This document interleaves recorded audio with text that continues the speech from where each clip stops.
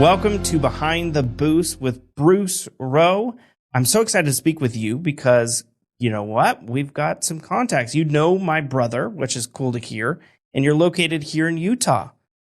Bruce, where are you from? I was born back east, moved out to Utah a while ago. Currently, I live in Heber City, Utah, and then my office is down in Provo. Man, that's cool. Now, you have a digital marketing agency, correct? Yes. I started it just over 20 years ago. We just had our 20-year celebration about a month ago. What's the name of your marketing agency? It is called SEBO Marketing. Okay. SEBO Marketing. Nice. What are the services that you provide? We are an SEO digital marketing agency and a pay-per-click digital marketing agency. So we have done anything regarding SEO for years and years and years. Specifically, we look a lot at on-page SEO, off-page SEO, and technical SEO, just to make sure that those things are getting hit. And then we do pay-per-click advertising, mostly through Google Ads, but lots of social media and other types of channels as well. Now, you just said 20 years. Yes, sir. 20 years in the digital marketing world does not make sense to a lot of people, right? It was definitely a different world when I started, no question. Yeah. I'm sure. I'm thinking 20 years ago, man, that is a completely different world. I'm pretty sure Yahoo was part of the game at that point. Yeah, actually, I could tell you lots of stories about Yahoo and Tell me about Vista. Yahoo, because I don't understand. How is it possible? Oh that boy. Yahoo... Oh boy. Yeah. So they were a big player back then. Okay. And so I researched it a little bit more, and a little fun fact is Jerry and David were the two founders of Yahoo. They initially created a website. It was just a directory, and it was simply a bunch of links on their website to websites that they liked. There was one whole category of their website that was about NBA stats. And so what they're trying to do is they're trying to win a fantasy basketball league. So they found resources online. So they had their basketball list, and then they had their other sites that we like, kind of thing. And they had a really long, dumb domain name. I think it was Jerry and David's Guide to the Web or something like that. No way. Okay. So then they said, well, wait a second. We need to come up with a better name. So they said, in the phone book, if you go AAA whatever, you're going to show up higher, or be the first person that you're going to come across. And they said, let's go backwards from that. So they go. The logic there doesn't make sense at all. No, keep listening, because this is crazy. So what they did is they said, let's go back to the opposite side. So they go to Z, and they're like, we don't want to start our company name with Z. So they go to Y. So then they go to YA, and they start reading through YA, and they see a word, and it said Yahoo, and it said an uncultured or uncouth individual, and they said, yeah, that's us. Yeah, we're just a bunch of Yahoos. That is why it's called Yahoo. So back then, Yahoo, and this is an important distinction a lot of people don't realize. Back then, a lot of the websites were directories. Directory means there was a human that said, I like this site, I like that site. And then Alta Vista was the main domain, or the main search engine at the time. And so they were about to fit their sixth decent sized search engine. We used to Alta Vista things. This is a long time ago. But then what happened is Google had a search engine, and they ended up figuring out how to do pay-per-click better. And this is another thing a lot of people don't understand. Google did not invent pay-per-click. There was a gentleman named Bill Gross. He actually became a billionaire through this process. He started pay-per-click. He was the first person that basically said, we need to allow businesses to pay to show up a little bit higher to try to help the search results actually be a little bit better. Because back then, people didn't understand SEO, meaning there's a lot of sites that showed up that really shouldn't have been showing up, or they weren't providing very good results. Yeah. So Bill's solution was create a way for people to do paid ads. So that was in a system before Google Ads, or technically it was before Google AdWords, is what it was called back then.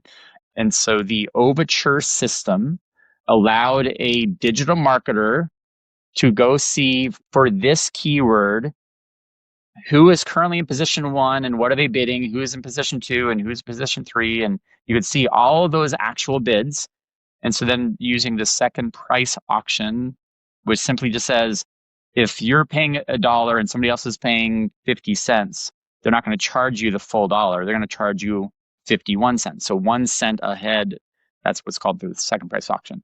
So in order to do that, you had to manage all these bids. So people would go in and say, oh, you want to be at the top? Okay, cool. Then I'm going to breeze my bid to 1 cent below your max bid. So now all of a sudden your cost per click are doubling. I mean, it was just a mess. That sounds crazy. And yeah. Wait. So Overture was its own search engine, or was that a tool to go into another search engine? It was a tool that captured different places. So if you wanted to advertise on, I was going to say Bing, but it was search.msn.com at the time. Yeah, if you wanted to advertise on Yahoo and AltaVista and other sites, you had to use the Overture system. But I was working as a digital marketer for a company. So again, this is 2003 timeframe.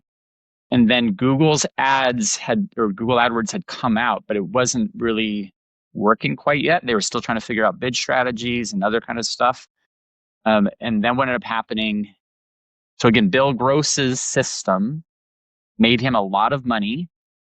And Google was trying to figure out how pay-per-click was working at the time. They had a whole bunch of different stories. I could talk about that for a long time, but let's just shorten it. They were trying to figure out how to make pay-per-click work. They were losing a lot of money every month. And then they figured out how to make ads better and make it easier to manage. And once they had that, so they already had a really good SEO results. They had a really good search engine that they created when they were at Stanford together. And so that search engine, it actually initially, a lot of people don't know this either, but it was google.stanford.edu because the first version of it was while they were at Stanford. At Stanford. So then they figured it out.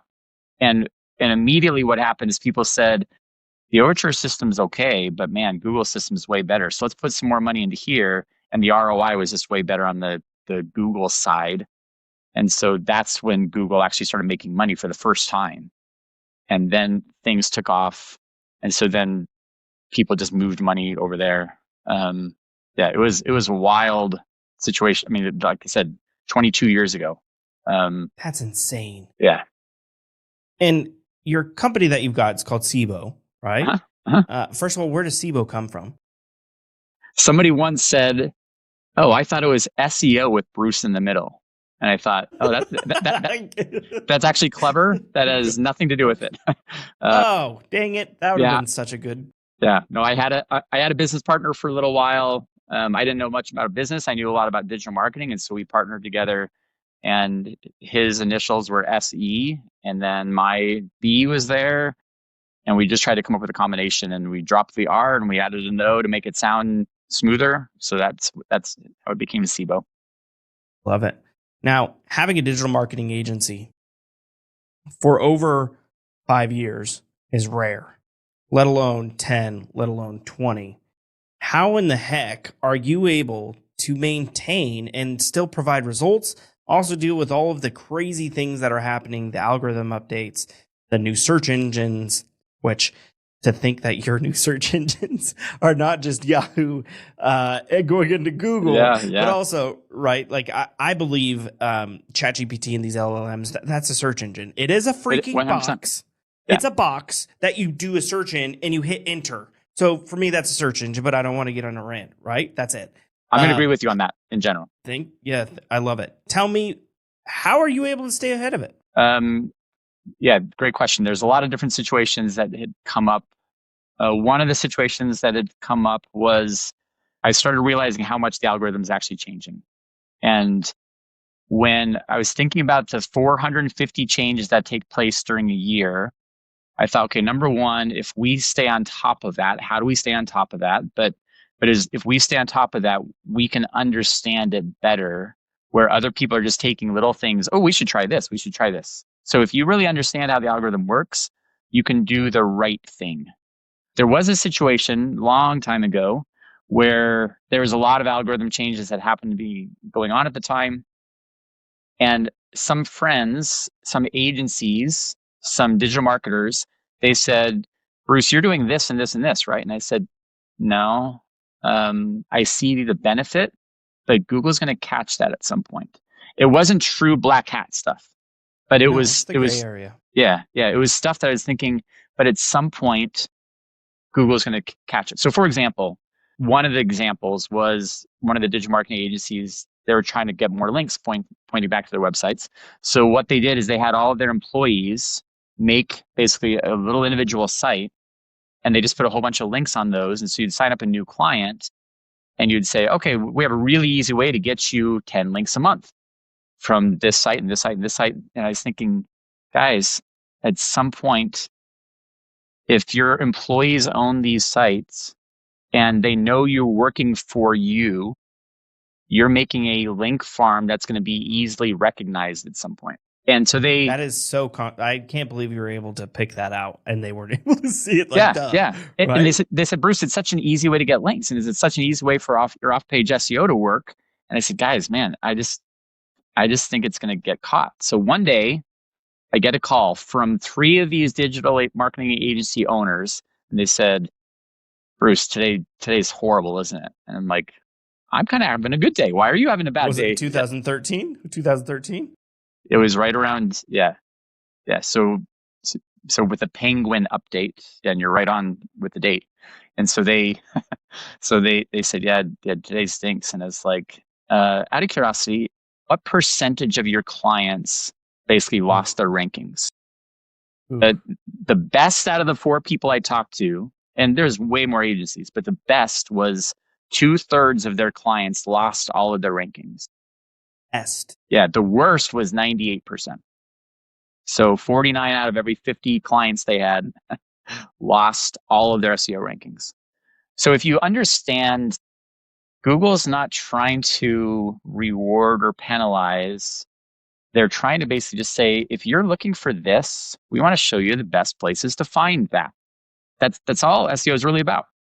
And so if you're going to try to trick us, if you're going to try to manipulate it, if you're used the phrase before, search engine manipulation, that's always going to happen. That dies. Yeah. Yep. Yeah. In Google, when they feel like the manipulation is happening, so that link farm I just talked about, the super classic example of let's put a whole bunch of words, that's stuffed words on the website, but let's put it in white text on a white background so that nobody can actually see that those were. Yeah. There's so many variations of this stuff. And it's like, guys, just do it right. Like, and so I had said, even though this might go a little slower, meaning we could cheat our way to get up some better rankings, we always use a concept that basically says, if we were sitting here with the Google SEO algorithm guru, would we feel comfortable telling him what we're doing? And if we're doing that, and he goes, yeah, that's smart, that's great. If it's something like, I don't know, guys, that's kind of, you're getting into some gray area there, then we just try to avoid that. I agree. I've always said search engine manipulation is what dies. When everybody's asking, SEO's dead. It is always search engine manipulation, those tasks that are dying. Right now, there's a heavy amount of those manipulation tasks that are happening with companies that are trying to optimize for LLMs and ChatGPTs and these other things, because it is a little bit wild, wild west with those, right? There's a lot of keyword stuffing type things happening. But sometimes you're throwing out the baby with the bathwater when you do that, because we still know that more than 80% of searches and decisions are being made on Google. 10%-ish is what we're hearing on, it's like, I've heard between like 6 and I've heard between 10. So give me a little bit of a break there, right? But around 10%-ish are happening on these LLMs.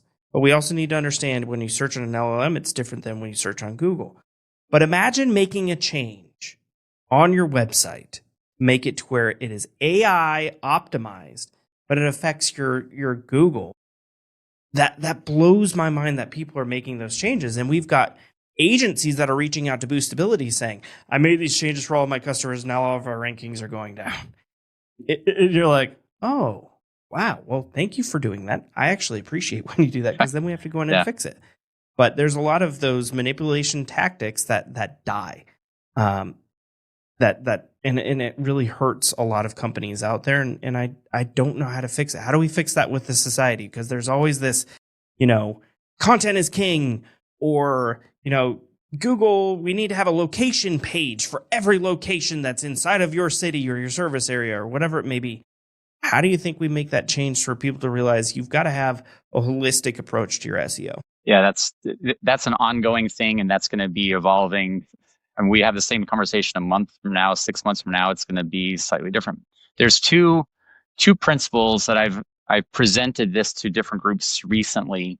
One is the idea of, so I was in front of a bunch of people and I essentially said, do people still use Google? Meaning they're using ChatGPT and other kind of search engines or those different options. And some people say, of course, people still use Google. Other people say, no, I've never used Google anymore. And so if you think through that one, it's really easy. If you just want to go to Google and you type in how many queries, query is the technical term for a search word or phrase, how many queries does Google process in a day? It's going to be around 10 billion. If you look at ChatGPT, they've gained lots of that, and it's around 2 billion. So there's a lot of searches that are on both of those. So that's one concept, that Google is getting 10 billion searches a day. Again, the number varies based on some other things, but it's around that number. Okay, now the other thing that I brought up to them is, hey, group of people, have you guys heard of zero-click results? Most people they don't know what that is until you point it out. And a zero-click results just simply says you did a search and that did not result in a click. So you found your AI result where you saw something else. And so a zero-click result used to not happen very often, meaning somebody would do a search and they don't see the right results, so they do another search, but in most cases, somebody would click on something. We are now up to around 60% are zero-click results. So that means out of 10 billion searches in a day, that means 6 billion of them don't actually produce a click. So a lot of people say, well, Bruce, then why do you even bother? Like, why do you bother with SEO? Why do you bother with pay-per-click? Nobody's clicking. Like, no, it's 40% of the people clicking, but that means there's 4 billion clicks. And what's left over essentially is SEO results and pay-per-click results. And so there's still billions and billions of clicks that are taking place on a daily basis. And when they say you don't need to worry about Google anymore, or you don't need to do that because all these other things are happening, that's absurd. Meaning you know your client's data, we know our client's data, how many visitors we're getting still from SEO and pay-per-click. Absolutely. Yep. I also believe Google is trying to yield results to their customers. All of the people who are searching on their website are searching for something. And if Google can give good results to their customers quickly, and they realize that that is good, they will continue down that path. So zero-click results doesn't mean something negative. Sometimes it means that they pull a rich snippet from your website, whether or not that's your hours or anything along those lines. That's something that you need. Now, one of the beasts on yours and my side is value attribution when it comes to those zero-click results. Yeah. Where you say, okay, we had a campaign at the beginning of this year. We started at this specific time. These are all of the terms that we've got. This is the amount of transactions that you received. Yeah. Hopefully you can get that information. This is the amount of transactions after, and then we can go to seasonality or whatever.